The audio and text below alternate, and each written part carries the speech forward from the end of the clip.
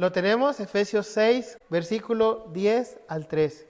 Dice la palabra del Señor: por lo demás, hermanos míos, fortaleceos en el Señor y en el poder de su fuerza, vestidos de toda la armadura de Dios, para que podáis estar firmes contra las acechanzas del diablo, porque no tenemos lucha contra sangre y carne, sino contra principados, contra potestades, contra los gobernadores de las tinieblas de este siglo, contra huestes espirituales de maldad en las regiones celestes. ¿Cuántos de ustedes alguna vez se han topado con que les pasa un detalle y luego viene otro y luego viene otro? Y a veces uno dice, me va, como dicen por ahí, de mal en peor.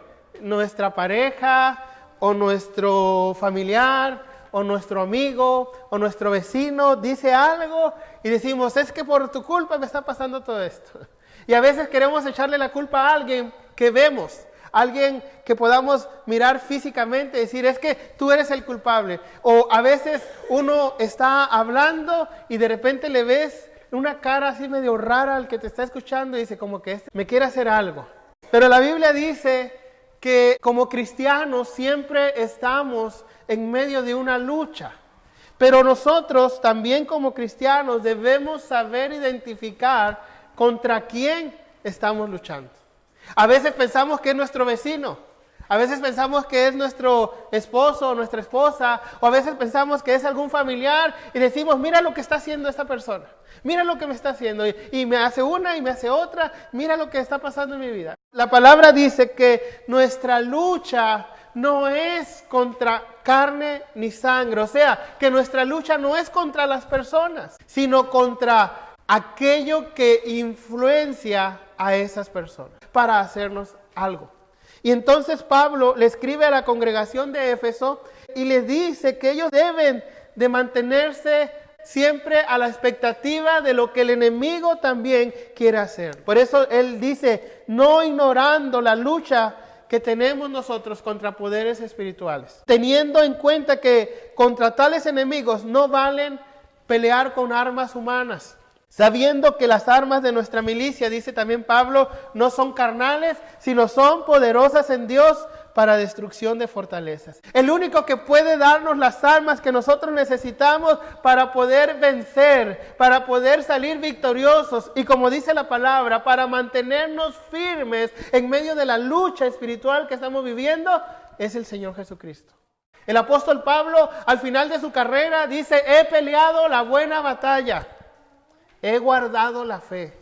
O sea que, en otras palabras, dijo, me he mantenido firme en lo que yo he creído. Me he mantenido firme, aunque he peleado una buena batalla, me he mantenido firme. He terminado con gozo en mi corazón porque he estado firme. Por eso también Pablo nos dice que la armadura provista por Dios nos ayudará a permanecer firmes contra el enemigo, contra sus acechanzas. Que nuestra lucha, hermano, como decíamos, es contra principados y potestades.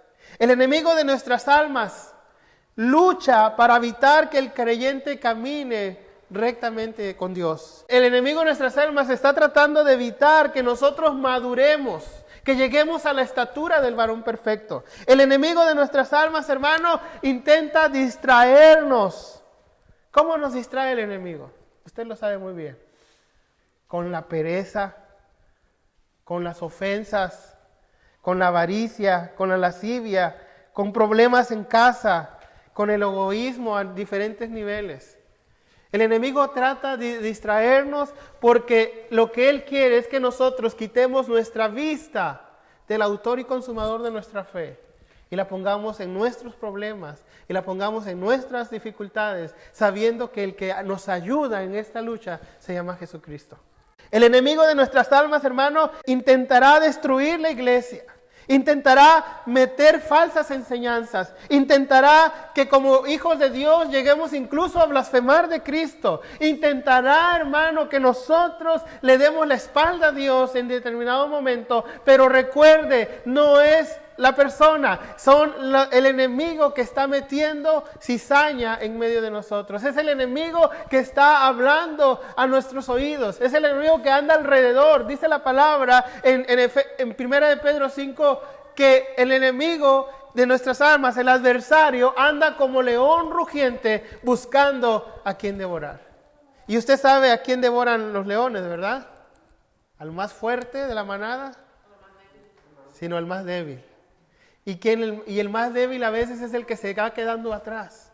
Por eso es importante, hermano, que como hijos de Dios, cuando veamos la debilidad de nuestros hermanos, los ayudemos, los fortalezcamos, no los dejemos atrás, sino los pongamos en medio para que se sientan arropados, para que se sientan cuidados, para que se sientan protegidos, no solamente por nosotros como hermanos, sino también por el Señor Jesucristo.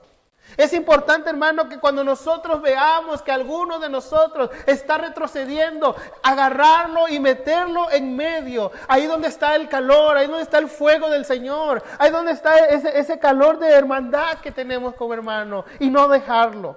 La armadura de Dios, hermano, nos ayudará a detener al enemigo. Por eso es importante, hermanos, que nosotros entendamos esto. Pablo se encontraba preso en Roma y él constantemente era vigilado por un soldado romano. Así que cuando él ve a ese soldado, él empieza a comparar a este soldado con el soldado de Jesucristo. Y dice, así como este soldado que está firme en la puerta, pero tiene su armadura, tiene su escudo, tiene su lanza, tiene su espada, tiene todo lo que necesita para estar armado, así el Hijo de Dios debe estar armado con la armadura que viene de Dios. Por eso, sabiendo que nuestra lucha es espiritual, hermanos, número 1, debemos mantenernos firmes en el Señor y en su gran poder. Dice el versículo 10, por lo demás, hermanos míos, fortaleceos en el Señor y en el poder de su fuerza. Hermanos, nosotros necesitamos estar fortalecidos porque el enemigo anda al acecho. Necesitamos estar fortalecidos porque el enemigo tiene malas intenciones contra nosotros. Necesitamos, hermano, estar fortalecidos porque el enemigo intenta destruirnos. Por eso necesitamos mantenernos firmes. ¿De qué formas el enemigo nos ataca? Decíamos, intenta que los hijos de Dios difamen el nombre del Señor. E intenta hacer caer a los hijos de Dios que van caminando bien para que cuando tropiecen puedan manchar así su testimonio y otra gente pueda ver y decir, mira, y eso que era cristiano. Y no solamente está manchando su testimonio, sino que también dice, y eso que Dios le ayudaba, sino que también está blasfemando en cierta manera el nombre de Dios. Por eso, hermanos, necesitamos estar firmes. El enemigo busca o buscará nuestro punto débil para así hacernos caer. Gracias a Dios, hermano, yo todavía no conozco su punto débil. Pero el enemigo sí. El enemigo lo viene estudiando desde hace muchos años. El enemigo viene tomando notas. Mira, dice que canta en la iglesia y aplaude y alaba a Dios y predica la palabra, pero llega a su casa y se pelea con su esposo. Anotación ahí, anótale. Mira, el otro día fue a la oración, estuvo orando, pidiendo a Dios que le ayudara, pero una persona tenía necesidad y ella podía ayudar y no le ayudó. Anótale. Y él va poniendo todas esas cosas. Mira, estaba cantando la gran y ahorita viene enfadado. ¿Tiene una cara de enfado? Anótale. Y el enemigo nos va observando. Y entonces cuando nosotros ya llegamos en la noche y estamos ahí en nuestra habitación, doblamos nuestras rodillas y le decimos, Señor, mira, qué bueno eres, bendíceme. Y el enemigo dice, momento. Esta persona, este hijo tuyo, en la mañana se levantó y no le hizo desayuno al esposo. En la tarde se fue por allá y no hizo esto. Y tenía una cara de enfado. Y se enojó con su hermano. Y se enojó con su vecino. Y no quiso ayudar. Entonces dice la palabra que antes de ir delante del Señor, dice, ponte de acuerdo con tu enemigo. ¿Y qué es ponerse de acuerdo con el enemigo? Es decirle, sí, yo reconozco que fallé. Yo reconozco que no hice las cosas bien. Pero también tienes que saber que Dios ya me ha perdonado. Porque a veces el enemigo va a intentar meternos cosas en la cabeza. Estás orando, con esa carita que tuviste en la mañana, ¿vas a orar? Estás orando con esa misma boca que quién sabe cuántos tacos dijiste hoy en el día. Así estás orando. Y a veces el enemigo nos va a empezar a meter cosas en la cabeza y nos va a distraer. Por eso es importante, hermano, que nosotros estemos atentos a esto. El enemigo, hermano, puede incitarnos a cometer pecado delante de Dios. Dice la palabra que en una ocasión David, el rey David, un día se le metió en la cabeza, pero no era él, sino era el enemigo, porque la palabra dice que Satanás incitó a David a que hiciese un censo en Israel. ¿Y qué tenía de malo hacer un censo? Lo que pasa es que él quería saber cuántos soldados tenía, pero él se le había olvidado que siempre Dios le había dicho que las batallas eran de Dios, que Dios peleaba las batallas por él. Y no importaba si eran 100, si eran 20, si eran 300, si eran 1,000,000 de soldados. El Señor era el que peleaba por él. Y él quiso en cierto momento enorgullecerse. Satanás le metió en su corazón el enorgullecerse y levantar un censo y dijo: tengo tantos soldados, soy el rey más poderoso de esta región. ¿Y sabe qué pasó? Dios no le agradó eso. Eso hizo que él pecara porque él puso su confianza en el ejército y dejó de poner su confianza en Dios. Y a Dios no le agradó. Y ese pecado, a causa de ese pecado que Satanás incitó a David, dice la palabra que murieron 70,000 hombres de sus soldados, de sus mejores soldados. Para que David entendiera que su fuerza no venía de los soldados, que su fuerza venía de Dios. Y él se arrepintió de eso. En una ocasión les dije que Dios tiene planes y propósitos para nuestras vidas, ¿verdad? Pero también les dije que también el diablo, el enemigo, tiene propósitos para nosotros. Ahora hay que saber qué propósitos tenemos que hacer. Dice la palabra que en una ocasión Pedro fue usado. El apóstol Pedro, el gran Pedro, fue usado por el enemigo para hablarle a Jesús y decirle: no vayas a Jerusalén porque te van a matar. No vayas a la cruz, busca otra manera de hacerlo. ¿Y qué dijo el Señor? Le dijo: ay, Pedrito, por favor. No, le dijo: apártate de mí, Satanás, no me tientes.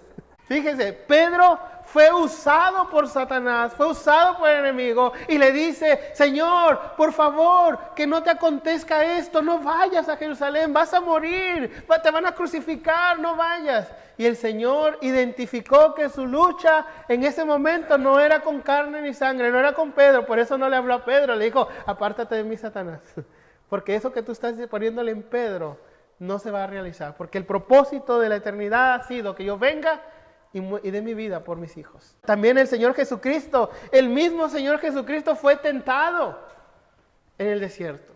Después de que fue bautizado, dice que el Espíritu Santo lo llevó al desierto, donde estuvo 40 días y 40 noches ayunando, y en medio de ese ayuno se le presentó el mismo Satán, se le presentó el mismo Luzbel, y lo tentó. Y le dijo: yo te daré todos los reinos que tú ves, yo te daré todos los reinos de la tierra si tú te postras y me adoras. El mismo Señor fue tentado, pero Él venció la tentación. Dice el Espíritu Santo en boca del apóstol Pablo en 1 Timoteo 4, 1 y 2. Pero el Espíritu dice claramente: en los postreros tiempos algunos apostatarán de la fe, escuchando a espíritus engañadores y a doctrinas de demonios, por la hipocresía de mentirosos que, teniendo cauterizada la conciencia, harán que los hermanos hagan otras cosas que no deben ser las que agradan a Dios. Pero dice Pablo: tengan cuidado. El Espíritu nos está advirtiendo que tengamos cuidado, porque vendrán tiempos donde entrarán doctrinas engañadoras, donde entrarán doctrinas de demonios que intentarán cambiar nuestra manera de pensar acerca de Dios. Por eso debemos estar firmes. No olvidemos que los nombres con los que se le conoce al enemigo, dice la palabra que el enemigo es el adversario, y eso significa el acusador, que siempre está acusando delante de Dios a los hijos. Por eso dice Romanos: ¿quién nos acusará delante de Dios si Cristo fue el que murió? ¿Quién nos condenará si Cristo fue el que nos perdonó? ¿Sí? Por eso dice ni lo alto, ni lo profundo, ni espada, ni hambre, ni persecución. Dice, nada podrá apartarnos del amor de Dios. Pero la palabra dice que hay un acusador. Y ese acusador siempre va a estar ahí diciendo, mira lo que hizo, mira lo que hizo. Más que un acusador, se vuelve un cotilla, ¿no? También se le conoce como Satanás, que significa contrario. Se le conoce como diablo, que significa calumniador. Está calumniándonos. Dice la palabra que él es el enemigo de nuestras almas. Dice la palabra que él es el tentador.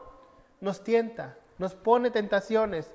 ¿Y sabe qué es lo peor? Él intenta destruirnos. Dice la palabra que el enemigo, dice el ladrón, no vino más que a matar, hurtar y destruir. Ese es el propósito del enemigo de nuestras almas, el matarnos, hurtar y destruir lo que Dios nos ha dado. Por eso debemos estar firmes. Pablo, por tal motivo, nos exhorta a que busquemos la fortaleza que viene de Dios. Y esa fortaleza la proporciona el Espíritu Santo. Dice la Biblia que ese poder que levantó a Jesucristo de los muertos, Él también nos traerá vida a nosotros. Ese poder que se manifestó en Cristo, que es el Espíritu Santo, ese mismo poder está habitando en nuestros corazones. Y ese mismo poder nos ayudará a mantenernos firmes. En primer lugar, hermano, los cristianos son continuamente fortalecidos por el Señor. Y en segundo lugar, la fuente de esa fortaleza no viene de ellos, sino viene de la unción del Espíritu Santo. Viene de lo que el Espíritu Santo nos da a cada uno. La palabra de Dios nos manda a estar firmes. Por ejemplo, dice Efesios 6:11, estad firmes contra las acechanzas del diablo. Santiago 4:7 nos dice, resistid al diablo para que él huya de vosotros. Y luego dice 1 Pedro 5:9, resistirle firmes en la fe. El consejo de Pablo, hermano, es que nos fortalezcamos con el poder de la fuerza que viene de Dios. En Efesios 1:19-20 dice, la supereminente grandeza de su poder para con nosotros los que creemos, según la operación del poder de la fuerza, la cual operó en Cristo, resucitando de los muertos y sentándolo a la diestra en los lugares celestiales. Ese es el poder. Y luego dice, ¿por qué dice la supereminente grandeza de su poder? ¿A qué se refiere? Cuando habla de la supereminente grandeza de su poder, se refiere al dunamis de Cristo. El dunamis significa, o de ahí viene la palabra dinamita, ¿sí? Algo que es explosivo. Y Dios pone en nosotros un poder inherente, un poder que nos llena de esa efusión, de ese fuego de Dios para poder hacerle frente al enemigo. Pero también nos habla de las operaciones, y las operaciones es una palabra que se traduce como energía, o donde nosotros traducimos la palabra energía, que eso significa que Dios nos va a dar un poder operativo. No solamente nos va a dar un poder inherente dentro de nosotros, sino que nos va a dar un poder operativo para realizar cosas que tenemos que hacer. Y luego habla del poder de su fuerza. Y el poder de su fuerza usa una palabra en griego que significa un poder final. O sea que al final de todo, con las fuerzas con las que tú y yo vamos a poder derrotar al enemigo, son con las fuerzas de Dios. Número 2, sabiendo que nuestra lucha es espiritual, vistámonos de toda la armadura de Dios para estar firmes. Dice el versículo 11, vestidos de toda armadura de Dios para que podáis estar firmes contra las acechanzas del diablo. Hermano, la armadura de Dios no son armas humanas. La armadura de Dios no son armas materiales. La armadura de Dios son armas divinas y espirituales, las cuales nos ayudarán a vencer a este enemigo. Pero es curioso lo que dice la palabra, porque dice, vistámonos de toda armadura de Dios. La palabra de Dios no dice, no te preocupes, Dios te va a vestir de la armadura, o Dios te va a vestir de su armadura. No, la palabra dice, vistámonos. ¿Qué significa? ¿Quién lo va a hacer? nosotros. El Señor es el que nos proporciona la armadura. El Señor es el que nos da la armadura y nos dice, esta es la armadura que tú vas a usar. Esta es la armadura que tú te vas a poner, que te vas a colocar. Es la armadura con la cual te vas a vestir. Ahora nos toca a nosotros ponernos esa vestimenta. Nos toca a nosotros ponernos esa armadura. Amén. Cuando habla de toda la armadura, se está refiriendo a una armadura completa.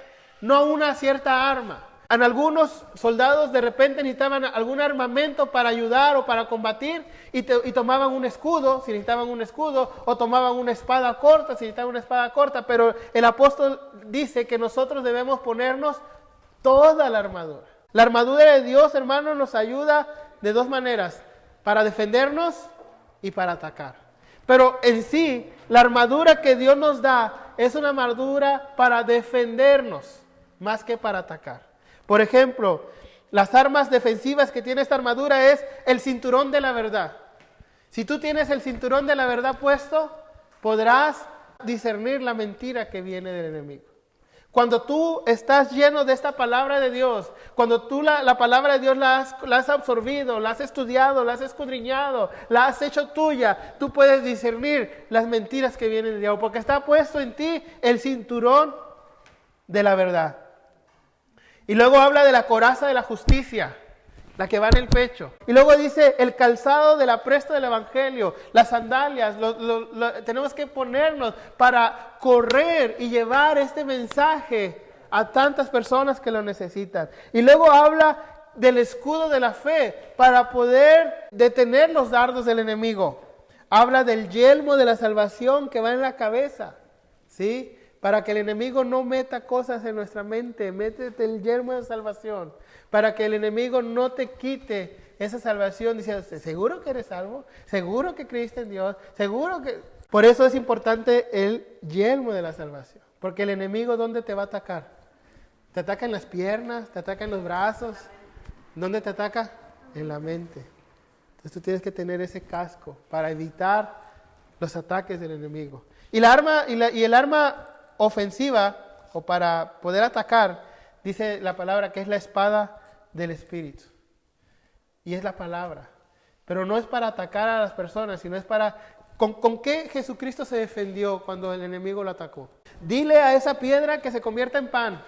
¿Y qué dijo Jesús? Escrito está, no solo de pan vivirá el hombre. Tírate de ese pináculo porque dice la palabra, hasta el enemigo sabía, dice la palabra que Dios enviará a sus ángeles a salvarte. Y Jesús le dijo, escrito está, al Señor tu Dios servirás y a Él solo adorarás.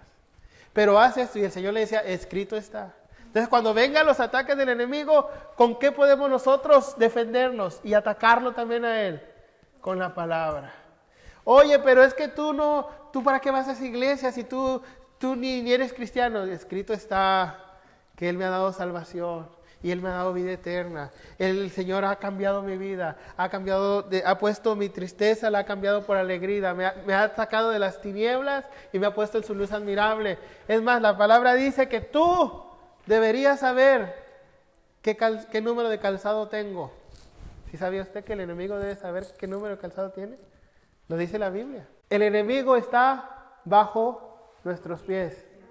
Entonces tiene que saber qué número calza, ¿no? Hay que recordarle que está derrotado. Que Cristo lo exhibió públicamente en la cruz del Calvario. Lo derrotó a Él y a sus huestes. Él derrotó al enemigo en la cruz. Él no tiene poder sobre nosotros. Él va a intentarlo. ¿Sobre quién sí tiene poder? Sobre aquel que le cree que tiene poder sobre Él. Pero aquel que conoce la palabra, que está con el cinturón de la verdad, sabe la verdad, cuando el enemigo venga a atacarnos, dice, tranquilo, tú estás derrotado, tú estás acabado, tú estás ya para un juicio, tú estás aniquilado. ¿Usted alguna vez le ha cortado la cabeza a una serpiente? Normalmente cuando uno le corta la cabeza a una serpiente, ¿qué pasa con la cola? Sigue moviéndose. ¿Sabe qué? El Señor ya lo derrotó, pero la cola está intentando a ver a quién le pega, a ver a quién lastima. Por eso debemos estar siempre alertas y firmes. La palabra de Dios es un arma que nos protege del pecado y del error. La palabra de Dios, hermano, es un arma ofensiva, que es la espada del Espíritu, que nos dará la capacidad para tomar en asalto las fortalezas de nuestro enemigo. Para hacer frente a las obras de las tinieblas, dice la palabra que debemos vestirnos con las armas de la luz. Romanos 13:12 dice que nos vistamos con las armas de la luz. Para hacer frente a la injusticia, dice la palabra que debemos vestirnos con las armas de justicia, a diestra y a siniestra. Sabiendo que nuestra lucha es espiritual, hermano, no ignoremos al enemigo también. Sabemos que el enemigo está derrotado, pero ignoremos que está dando todavía patadas de ahogado. No ignoremos que el enemigo está derrotado, pero él sigue moviendo la cola, tratando de derribar y destruir todavía. Porque no tenemos, dice Pablo en el versículo 12, porque no tenemos lucha contra sangre y carne, sino contra principados, contra potestades, contra gobernadores de las tinieblas de este siglo, contra huestes espirituales de maldad en las regiones celestes. Hay diversos rangos entre las fuerzas de Satán, pero es muy difícil distinguirlos entre sí. Pero basta decir que por muy estable que sea la vida de los hijos de Dios, estos nunca están exentos de los sutiles ataques del enemigo.